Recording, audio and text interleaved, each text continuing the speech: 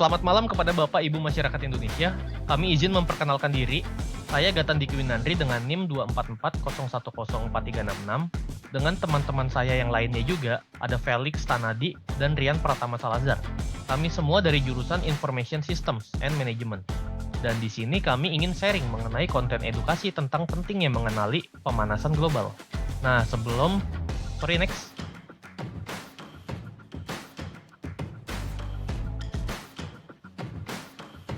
Nah, sebelum masuk ke topik pembahasan, di sini aku mau jelasin dulu nih, apa sih pemanasan global itu? Pemanasan global adalah fenomena yang mengacu pada peningkatan suhu rata-rata di dekat permukaan bumi selama periode waktu yang panjang.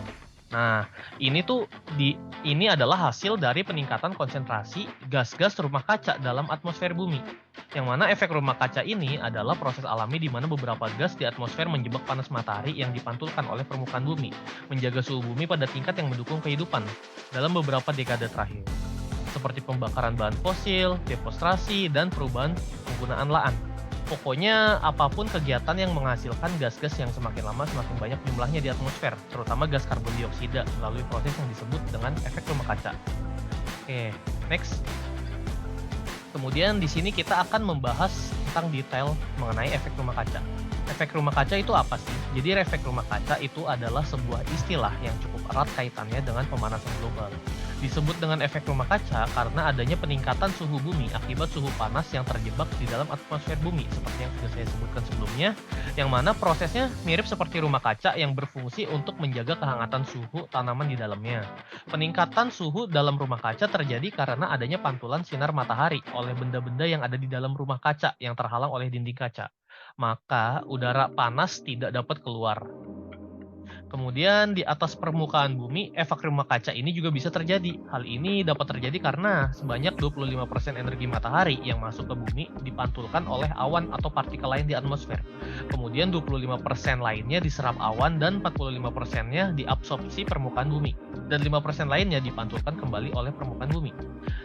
Energi matahari yang telah diabsorpsi akan dipantulkan kembali dalam bentuk radiasi inframerah oleh awan dan juga permukaan bumi. Namun, energi yang dipantulkan tersebut bisa terhalang oleh karbon dioksida dan gas lainnya yang terdapat di atmosfer bumi. Sehingga banyaknya karbon dioksida di udara menjadi salah satu faktor terjadinya pemanasan global. Namun sebenarnya zat karbon dioksida dibutuhkan akan diserap oleh tumbuhan untuk melakukan proses fotosintesis. Akan tetapi karena semakin menipisnya hutan dan lahan hijau, membuat kadar karbon dioksida di atmosfer tidak terkendali. Sehingga faktor pemanasan global lainnya adalah seperti gas industri, polusi bahan bakar, dan gas metana yang dihasilkan dari sampah plastik. Kemudian slide selanjutnya akan dijelaskan oleh teman saya.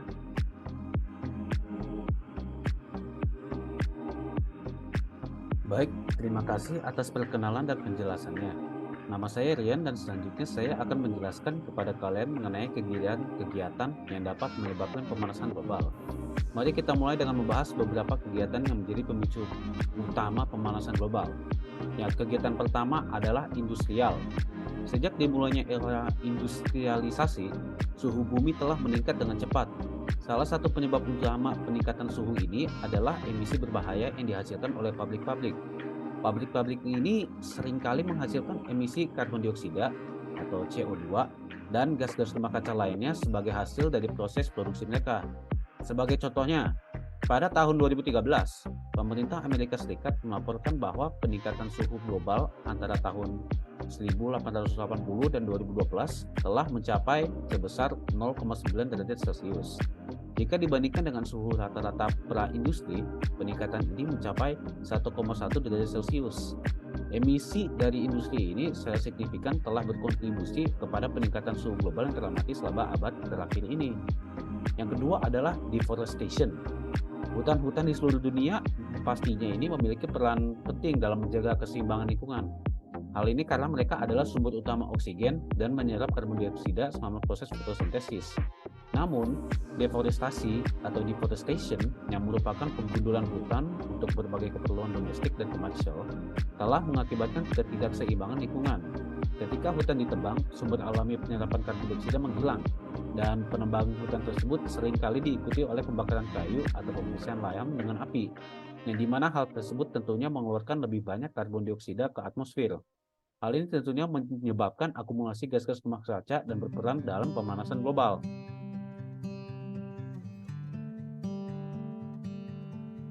selanjutnya, mari kita bahas dua faktor lagi yang berkontribusi pada pemanasan global. Yang ketiga adalah vehicle atau kendaraan bermotor, baik itu mobil, truk, ataupun kendaraan lainnya. Mereka merupakan salah satu penyebab utama emisi gas rumah kaca. Kendaraan ini menggunakan bahan bakar fosil seperti bensin atau diesel yang saat dibakar menghasilkan karbon dioksida serta gas-gas berbahaya lainnya, seperti misalnya nitrogen oksida, hidrokarbon, dan lain-lainnya.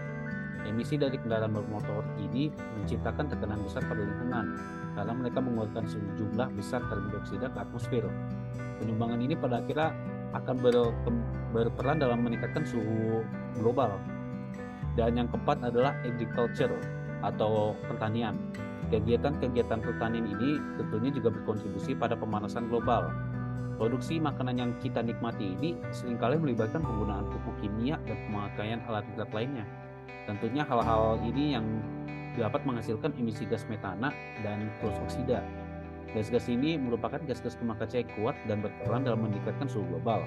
Selain itu, praktek deforestasi ini juga digunakan untuk membuka lahan pertanian baru, yang dimana hal tersebut tentunya juga mengeluarkan CO2 ke atmosfer. Oleh karena itu, pertanian juga memainkan peran penting dalam perubahan iklim. Nah, tadi kan kita telah membahas macam-macam faktor penyebab pemanasan global. Sekarang mari kita tinjau dampak-dampak yang ditimbulkan oleh pemanasan global ini. Yang pertama adalah glasier kutub mencair atau menghilangi glasier kutub. Hal ini karena peningkatan suhu ini tentunya menyebabkan pencairan yang masif lah dari glasier di kutub, baik di kutub utara maupun kutub selatan. Mungkin contohnya itu seperti di Antartika dan di Greenland. Hal ini berkontribusi pada kenaikan permukaan air laut, yang dimana hal tersebut dapat menyebabkan banjir dan ancaman bagi wilayah pesisir. Yang kedua adalah curah hujan yang cukup tinggi. Pemanasan global ini juga dapat mempengaruhi pola curah hujan. Beberapa daerah mungkin saja mengalami curah hujan yang lebih tinggi, sementara daerah yang lain ini mengalami kekeringan yang lebih parah. Hal ini akan berdampak buruk pada pertanian, sumber daya air, dan masyarakat yang bergantung pada kondisi iklim yang stabil. Dan yang terakhir adalah lapisan ozon menipis. Meskipun tidak langsung terkait dengan pemanasan global, peningkatan suhu tentunya dapat memperburuk masalah lapisan ozon yang sudah ada. Hal ini tentunya meningkatkan risiko terkena radiasi ultraviolet atau UV light dari matahari. Nah, berdasarkan hal-hal tersebut, kita dapat simpulkan bahwa pemanasan global merupakan masalah serius yang memerlukan tindakan sesegera mungkin. Dampaknya tidak hanya dapat dirasakan oleh lingkungan, tetapi juga dapat dirasakan oleh kita. Oleh karena itu, kita harus dapat mempertimbangkan macam-macam cara untuk mengurangi dan menanggulanginya. Untuk penjelasan mengenai bagaimana cara kita menanggulanginya akan dijelaskan oleh teman saya Felix. Untuk Felix, saya persilahkan. Terima kasih atas waktunya. Saya Felix Tanadi. Seperti tadi yang Bapak sudah dijelaskan oleh teman saya, Rian. Di sini kita akan menjelaskan bagaimana cara kita menanggulanginya. Yang pertama adalah kendaraan listrik. Pengurangan dampak pemanasan global melalui kendaraan listrik. Yang pertama kita dapat kendaraan berbahan bakar fosil ini merupakan salah satu penyumbang utama gas rumah kaca yang menyebabkan pemanasan global. Yang penggunaan kendaraan listrik ini adalah salah satu cara terbaik untuk mengurangi emisi karbon dari transportasi. Terus bagaimana cara kita menanggulanginya terkait dampak pemanasan global dengan kendaraan listrik ini? Yang pertama, kita dapat pindah ke kendaraan listrik ini. Kita harus mempertimbangkan untuk mengganti kendaraan berbahan bakar bensin atau diesel dengan kendaraan listrik ini. Kendaraan listrik biasanya lebih efisien dan ramah lingkungan karena tidak menghasilkan emisi langsung. Yang kedua itu adalah mengisi daya energi yang terbarukan, yang ini memastikan untuk mengisi daya kendaraan listrik ini dengan energi terbarukan seperti tenaga surya atau angin untuk mengurangi jejak karbon dari sumber daya listrik.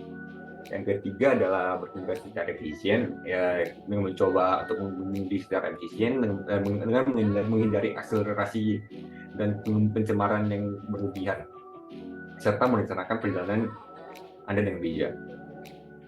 Kendaraan listrik ini merupakan salah satu langkah yang dapat kita ambil untuk mengurangi dampak pemanasan global. Namun selain itu ada juga banyak hal-hal yang dapat kita lakukan. Yang tentunya yang kedua ini adalah kita dapat membantu dengan mengurangi penggunaan plastik. Yang dimana gunakan alternatif tahan ramah lingkungan ini diganti plastik dengan sekali pakai dengan produk yang terbuat dari bahan yang dapat digunakan berulang kali seperti stainless atau kaca. Yang pertama itu adalah seperti contohnya yang pertama itu adalah bawa tas belanja sendiri, selalu bawa tas belanja kain atau tas serbaguna saat pergi berbelanja untuk menghindari penggunaan kantong plastik. Yang kedua itu udah kurangi botol air plastik, minuman dari botol air yang dapat diisi ulang atau menggunakan termos daripada membeli botol air plastik sekali pakai. Yang ketiga itu adalah daur ulang plastik. Pastikan kita membuang plastik dengan benar dan berpartisipasi dengan program daur ulang yang ada di komunitas. Dengan mengurangi penggunaan plastik ini, kita dapat membantu mengurangi dampak pemanasan global dan melindungi lingkungan. Dan terakhir adalah reboisasi untuk menanggulangi pemanasan global.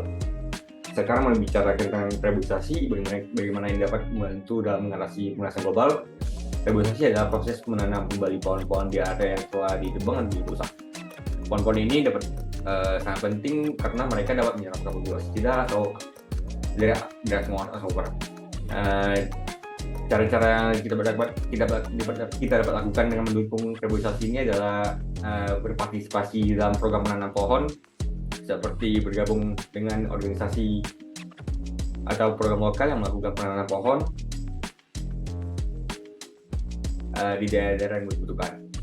Yang kedua adalah mempertahankan hutan yang ada, lindungi hutan-hutan yang sudah ada dengan menghentikan deforestasi ilegal dengan merawat hutan yang ada. Yang ketiga adalah dukung program pelestarian lingkungan, sumbangan untuk proyek pelestarian lingkungan yang berfokus pada reboisasi dan penghijauan. Melalui reboisasi ini kita dapat membantu menanggulangi pemanasan global dengan mengurangi konsentrasi karbon dioksida di atmosfer.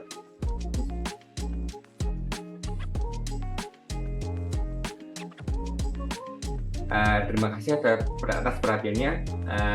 Kita dapat dengan langkah-langkah sederhana ini, kita dapat beberapa aktif dalam mengatasi dampak pemanasan global dan melindungi planet kita ini. Berikut ini adalah referensi yang kami dapatkan. Sekian dari kami, mohon maaf jika ada kata-kata yang salah. Terima kasih.